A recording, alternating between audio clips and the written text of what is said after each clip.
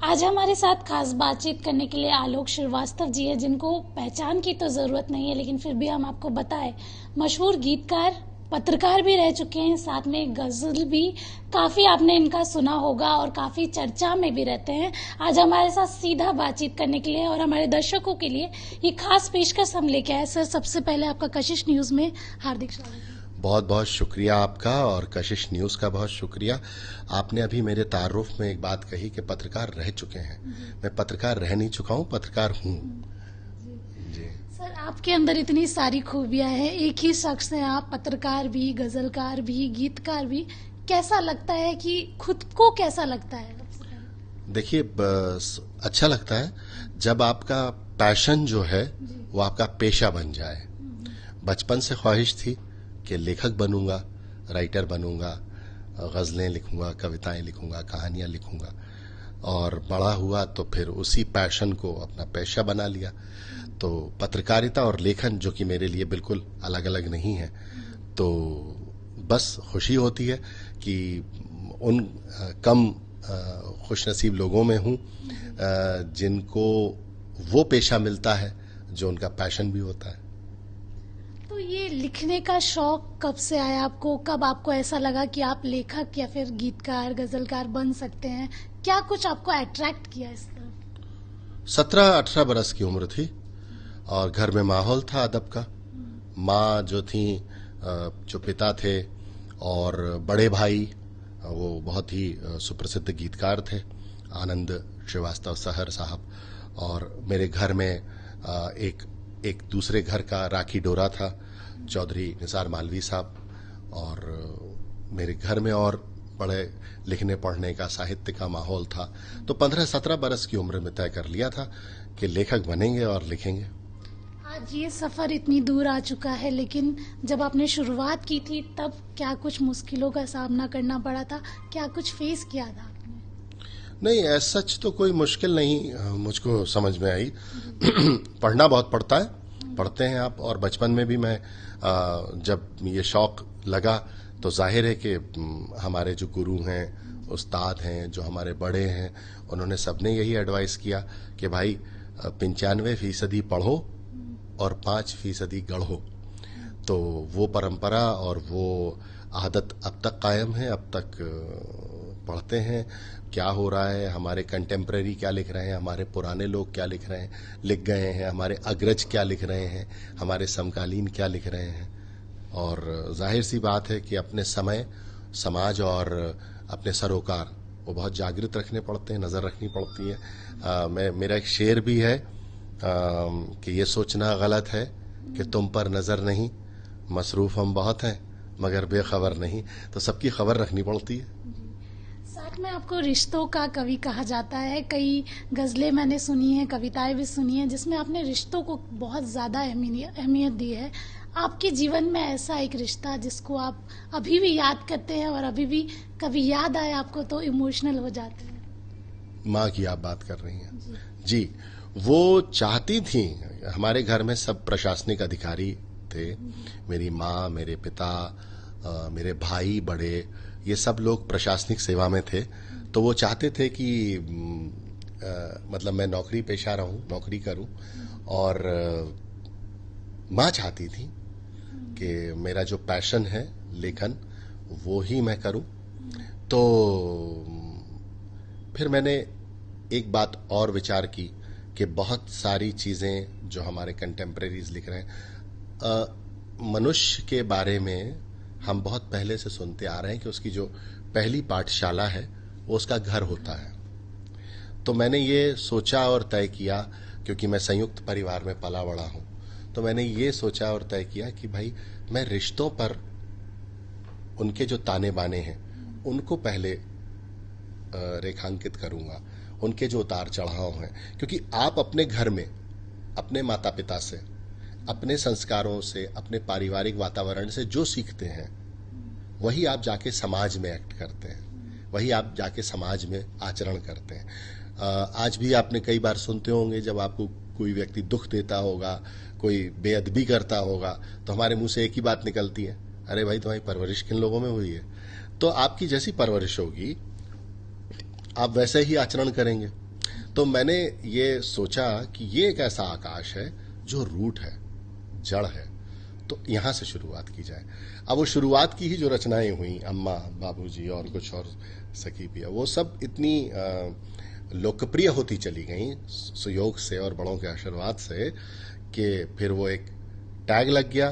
कमलेश्वर जी ने जो हिंदी गज़ल के बहुत ही को प्रोत्साहन देने वाले साहित्यकारों में भी थे और बड़े उपन्यासकार, बड़े लेखक माने गए।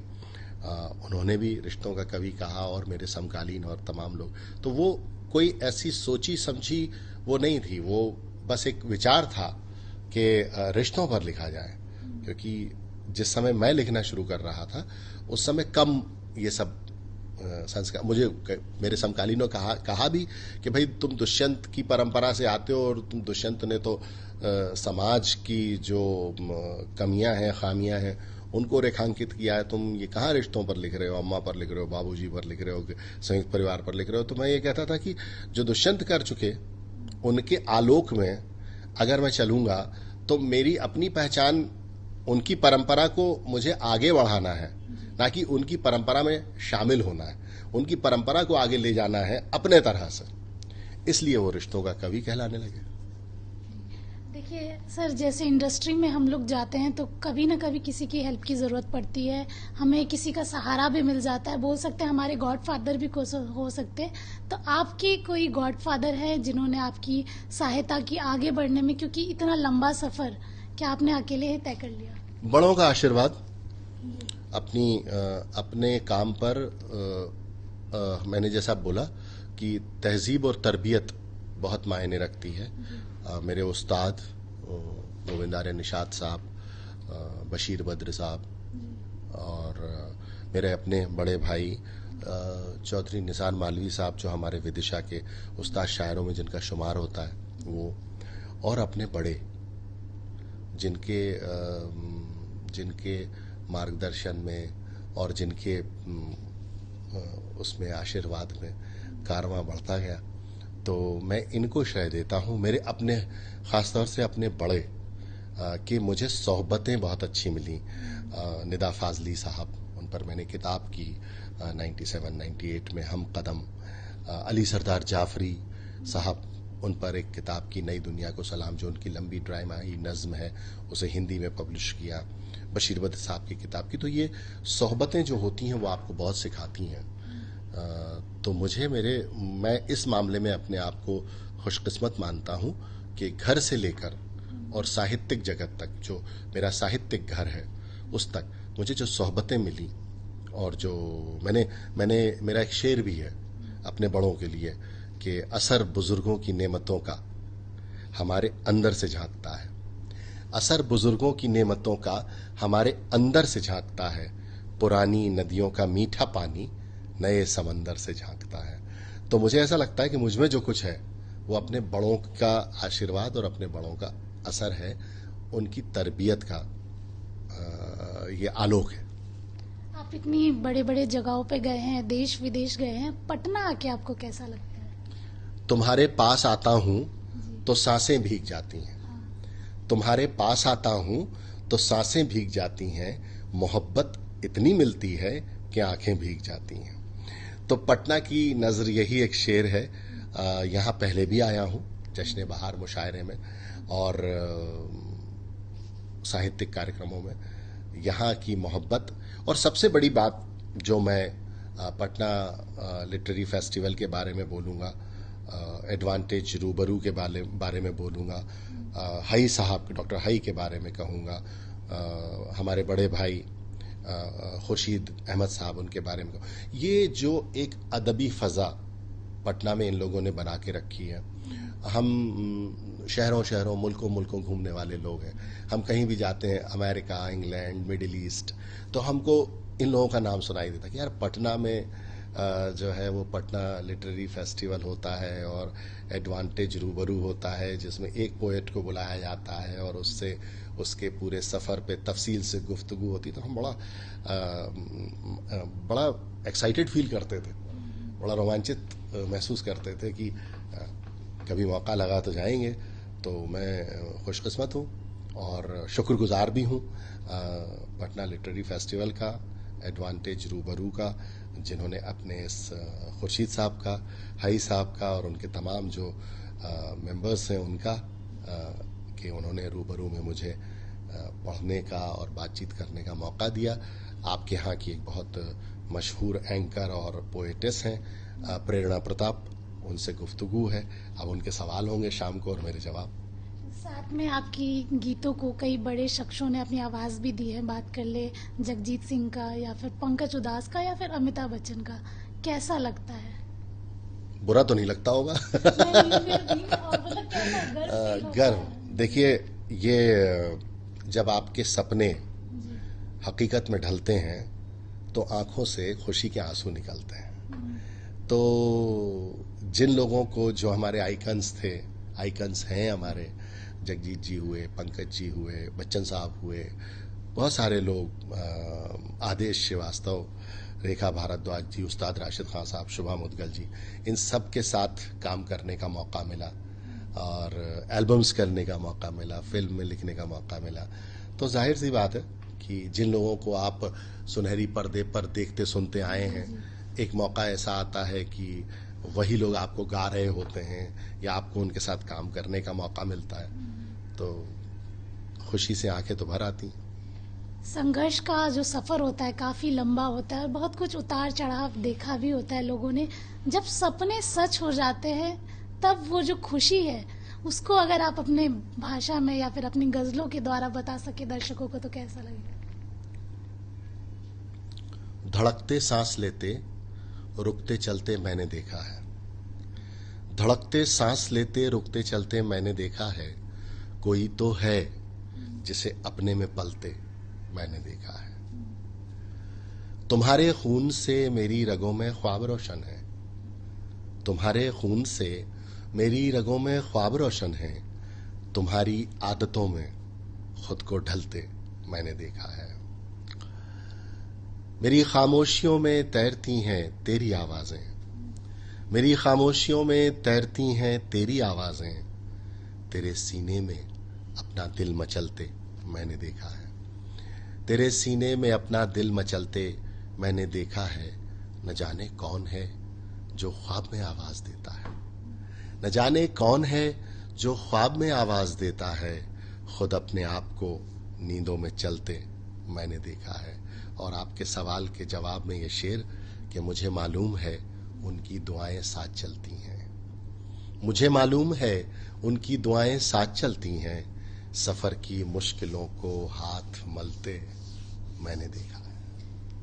आपके जैसे अभी जो यंग जनरेशन है वो भी काफ़ी इंटरेस्ट लेते हैं आपके करियर में। बहुत सारे चीज़ें हैं दुनिया में करने को, लेकिन फिर भी जो आपकी गज़लें हैं, आपकी कविताएं हैं, उसमें उर्दू जो है काफ़ी सरल भाषा में रहता है कि आम लोग उसको समझ जाते हैं। तो ये विचार कहाँ से आया कि ऐसे शब्द पिरोए कि सब लोग समझ पाए? ये दरअसल देखिए, जबान हमेशा वो सफर करती है जिसके साथ हर कोई सफर कर सके, अंग्रेजी वाला नहीं, उर्दू वाला, ठीक है। तो आप उसी यात्रा में चलेंगे ना जो आपको सुविधाजनक लगेगी। कठिन राह पर तो चलना मजबूरी होता है। तो जबान का मामला ऐसा है कि हमने कभी वो जबान सुनी या बरती नहीं जो बहुत कठिन थी, लाइब्रेरियों के काम आने वाली थी। तो जिस भाषा में मैं और आप बोल बतिया रहे हैं, उस भाषा में अगर लिखा जाएगा तो वो दिलों तक पहुंचेगा, क्योंकि वो दिल से निकला है। मैं बोलूं कुछ, भवानी भाई का गीत है, जिस तरह तू दिख रहा है उस तरह तू लिख, और जैसे लिख रहा है उस तरह तू दिख। तो आप जैसे हैं वैसे आप बोलते हैं, आप व्यवहार करते हैं, आचरण करते हैं, वही आपकी कविता की भाषा होनी चाहिए, वही आपके लेखन की भाषा होनी चाहिए। आप खुद तो कुछ और हैं और आपकी रचना की भाषा कुछ और है।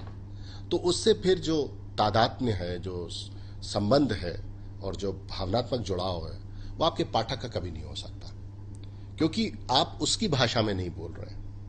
तो ये बहुत स्वतः आया और ये परिवार से भी आया, क्योंकि परिवार में न हिंदी बोली जाती थी न उर्दू बोली जाती थी, परिवार में हिंदुस्तानी बोली जाती थी, जो आज हम और आप बोल रहे हैं। मैंने जैसा पहले बताया कि मेरी जो वालदा थी, मेरे जो वालिदैन थे, मेरे माता पिता जो थे, उनको उर्दू भी आती थी, उन्हें स्क्रिप्ट भी आती थी।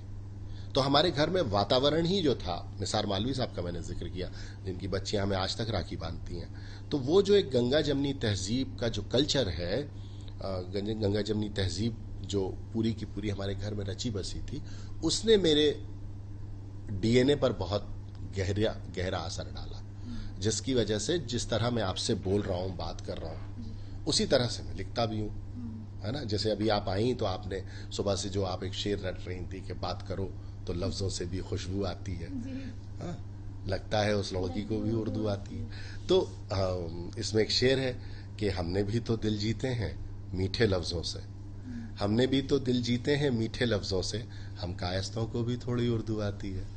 तो हमारे घर में ही हिंदी उर्दू अदब का एक बहुत बड़ा गहवारा हमको मिला जब हमने आंखें खोली, तो उसका हमारे ऊपर बहुत बड़ा असर है जो आज तक कायम। आखिरी सवाल, पटना वासियों के लिए एक तब अद्भुत, जैसे लोग आपको बहुत पसंद करते हैं पटना में, हमने बातचीत भी की लोगों से, तो उनका भी कहना था कि हम आज जो आपका प्रोग्राम होने वाला है वो सिर्फ आपकी वजह से ही देखने आ रहे हैं, तो उनके लिए एक शायरी हो जाए या कविता हो जाए। देखिए, ये जो आप मुझे सब खुशफहमी में डाल रही हैं, अगर शाम को ऑडियंस नहीं रही और उन्होंने कहा कौन आलोक श्रीवास्तव, कौन किसको सुनने जाना है, ठीक है, और किसी को अपने ज़रूरी काम याद आ गया, तो मैं सबसे पहले आपको पकड़ने वाला हूँ, कशिश टीवी को पकड़ने वाला हूँ। लेकिन आज हिंदी दिवस है, आप हिंदी दिवस पे मुझसे बात कर रही हैं, तो मैं आपको एक रचना सुनाता हूँ जिसका पाठ जो है वो मेरे बड़े भाई और हमारे देश के ख्यात अभिनेता और लेखक आशुतोष राणा जी ने किया था, और ये बहुत लोकप्रिय हुई थी क्योंकि उनके कंठ से झरी थी। जो दिख रहा है सामने वो दृश्य मात्र है, जो दिख रहा है सामने वो दृश्य मात्र है, लिखी रखी है पटकथा मनुष्य पात्र है। नए नियम समय के हैं, असत्य सत्य है, नए नियम समय के हैं, असत्य सत्य है, भरा पड़ा है छल से जो वही सुपात्र है साम दाम दंड भेद का नया चलन, है साम दाम दंड भेद का नया चलन, कि जो यहां कुपात्र है वही सुपात्र है, कि जो यहां कुपात्र है वही सुपात्र है। विचारशील मुग्ध हैं कथित प्रसिद्धि पर, विचारशील मुग्ध हैं कथित प्रसिद्धि पर, विचित्र है समय विवेक शून्य मात्र है, विचित्र है समय विवेक शून्य मात्र है। घिरा हुआ है पार्थपुत्र चक्रव्यूह में, घिरा हुआ है पार्थपुत्र चक्रव्यूह में, असत्य सात और सत्य एक मात्र है, असत्य सात और सत्य एक मात्र है। और इस रचना की अंतिम दो पंक्तियां जो मेरे परिचय की भी पंक्तियां हैं, घिरा हुआ है पार्थपुत्र चक्रव्यूह में, असत्य सात और सत्य एक मात्र है। कहीं कबीर सूर की कहीं नजीर की, कहीं कबीर सूर की कहीं नजीर की, परंपरा से धन्य ये गजल का छात्र है। बहुत बहुत शुक्रिया आपका। तो चलिए, तो आपको हमने मिलाया है सीधा आलोक श्रीवास्तव जी से। आपको बता दें कि मेहनत का कोई शॉर्टकट नहीं होता, अगर आप मेहनत करेंगे तो ही आपको कामयाबी मिलेगी। संघर्ष तो जीवन का एक कह सकते हैं पड़ाव ही है, संघर्ष के बाद ही आपके जीवन में सफलताएं आती हैं। और आलोक श्रीवास्तव जी ने भी बताया कि मेहनत करते रहना चाहिए, पढ़ना बहुत ज़रूरी है, जितना आप पढ़ेंगे उतना आपको नॉलेज होगी। स्नेहा गुप्ता की रिपोर्ट, कशिश न्यूज़, पटना।